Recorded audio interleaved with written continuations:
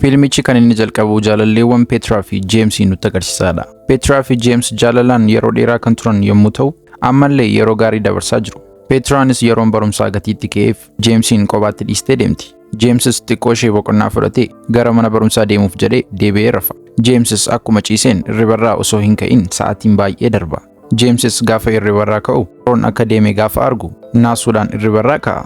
Barsiisaan mana barumsaa isaaniis isarraa qiimii akka qabu gatii beekuuf ol nan gashu jechuudhaan daddafee deema. Mana barumsaas akkuma ga'e akkuma sila shakke barsiisaan Ziimit jedhamu gara kutaatti akka inni hin galleef dhorkaani. Jeemsis yeroo xiqqoof Ziimitiin gatii kadhateef akka inni ol galuuf eeyyamaafi. Ziimit baratootaaf guyyaanarraa guyyaa barumsaa isa dhumaa akka ta'e itti hima. Ziimit barsiisaa filosoofii waanta ta'eef barattootaaf barnoota gaarii agarsiisa. Har'a garuu ammatti filosoofii barsiise keessaa inni kam akka isaan gammachiise gaafachaa ni ture. Kana gidduuttis barataan Chips jedhamu tiyooriin dhalli namaa jaldeessarraa dhufe jedhamee barsiifame ammatti baay'ee natti toleera jedhee deebise. Kana duras jaldeessarraa wanta dhufneef jaldeessota amma jiran iyyuu namatti geeddaruu dandeenya jedhee amana. Itti aanes dabaree Jaakdha. Jaakis filosoofii karaa baaburaa irratti namni 4 du'uusaarra namni baay'ee furdaan tokko du'uu wayya filosoofii jedhu jaallata. Itti aanes dabaree Joorjiinaadha. Joorjiinaanis filosoofii nama waan tokkoyyuu hin beekne kan jedhamu jaallatti. Intalli tokko fooqirraa kufuuf gaafa jettu hiriyoonni ishee 3 ishee oolchuuf dhufu. Hiriyoonni ishee oolchuuf jedhanii yoo harka isaanii itti qaban duukaa kufuu danda'u. Sababa kanaafis hiriyoonni ishee 3 utuu isheen gargaariin dudduubatti deebi'u. Intalittiin garuu fooqirraa kan isheen kufuuf jette amanamummaa hiriyoota ishee baruuf jettee malee akka dingataa wanta uumame miti. Intalli kunis amanamummaa hiriyoota ishee kanaa argitee hamma aartu akkasumaan yoo baruu dhiiste wayyaa isa jedhamu filosooficha jaallatti. Barsiisaan isaanii Ziimitis yaada barattoota kanaa jaallateera. Barattoota wajjin utuu addan bahin dura garuu yeroodhumaaf qormaata qopheesseeraafi. Qormaaticha irrattis lafni kun haala baay'ee geeddaramaa tokko keessa galti. Barattoonni kunis barsiisaan isaanii wanta isaanitti himaa jiru hundumaa sammuu isaanii keessatti akka wanta dhugaatti yaadaa jiru. Sammuu isaanii keessattis akka wanta idducha jiranitti suuraa isaa sammuu isaanii keessa gaggashaa jiru. Barsiisaan isaaniis barattoota isaa yaadaan gara iddoo tokkotti fuudhee ni deema.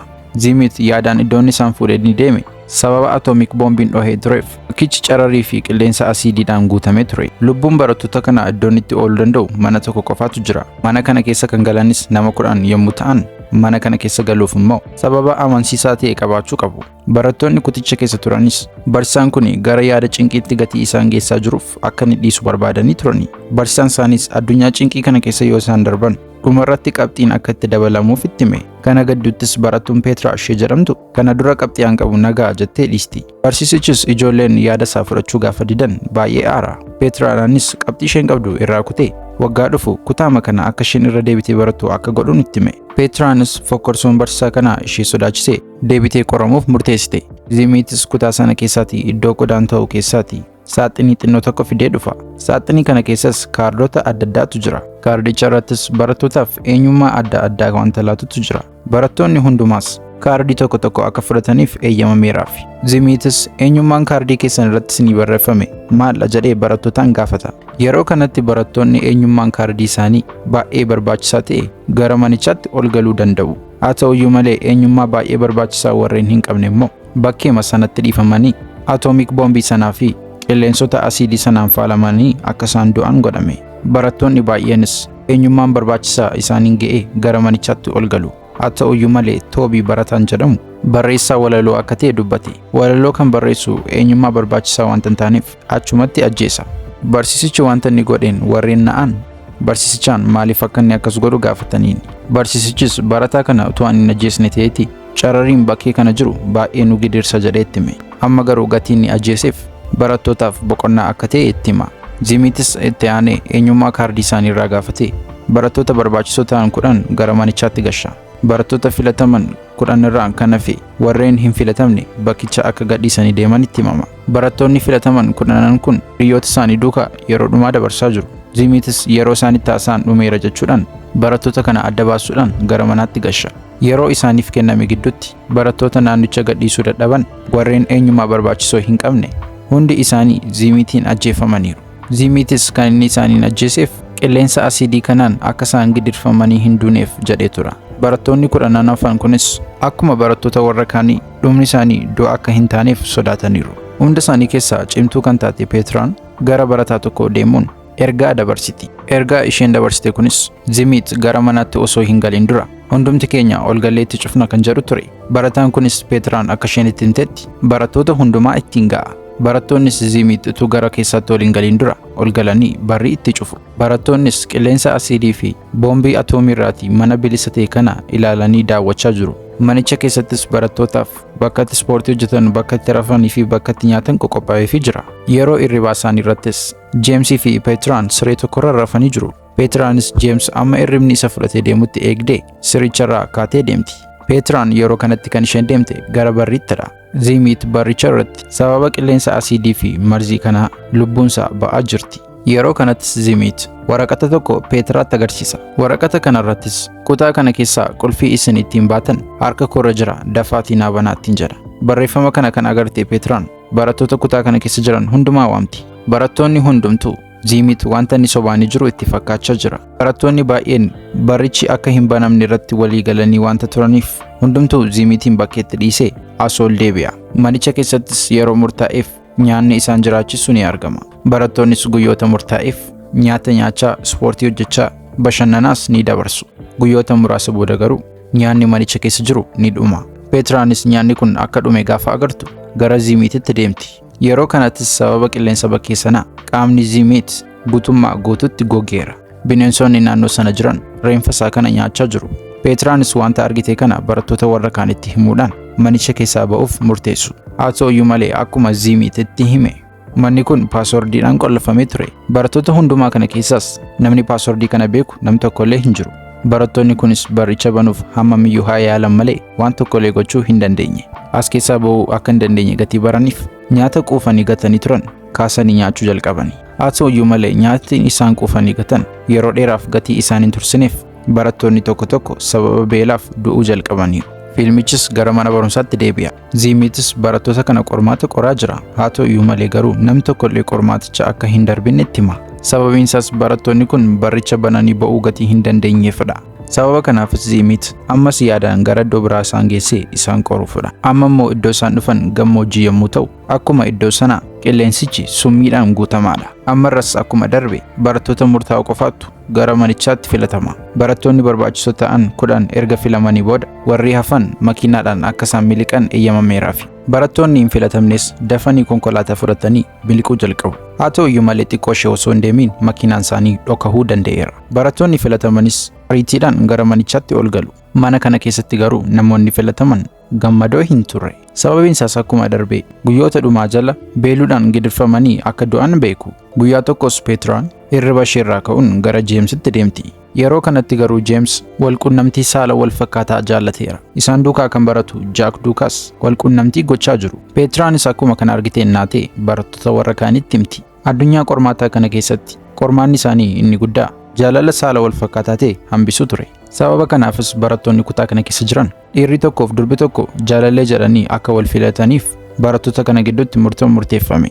Jaalala saala wal fakkaataa hambisuuf jechas durbi tokkoof dhiirri tokko kutaa isaaniitti wal dhungachaa jiru. Utuma kanarra jiranis Ziimit intala Boonii jedhamtu tokko jaallata. Haa ta'uyyuu malee Booniin dhiira gara biraa filattee isa duukaa yeroo dabarsaa jirti. Ziimitis gatii baay'ee aareef meeshaa isaa baafatee barattoota hundumaa sodaachisuu jalqaba. Boonii irraan kan hafe barattoonni hundumtuu kuticha akka gadhiisaniif isaan sodaachisa. Barattoonni hundumtuu yeroo isaan kuticha gadhiisanii ba'anitti jaalallee Boonii kan ta'e Jaak kuticha keessa dhokatee hafa. Ziimitis yeroo inni yaannetti karaa hududduubaa qabatee kuffise. Kanattis Booniin meeshaa isaa kaastee jaalallee kodhiisi kanaan achi sin ajjeessa jettee sodaachistiini. Haa ta'uyyuu malee garuu Ziimitii fi Jaak wal gadhiisuu hin dandeenye. Yeroo kanatti Jaak humna ol aaruudhaan biirii kaasuudhaan gurra Ziimitiin waraana. Ziimitis yeroo waraaname kanatti sammuu isaa gatuudhaan calluma jedhee gara barriitti deema.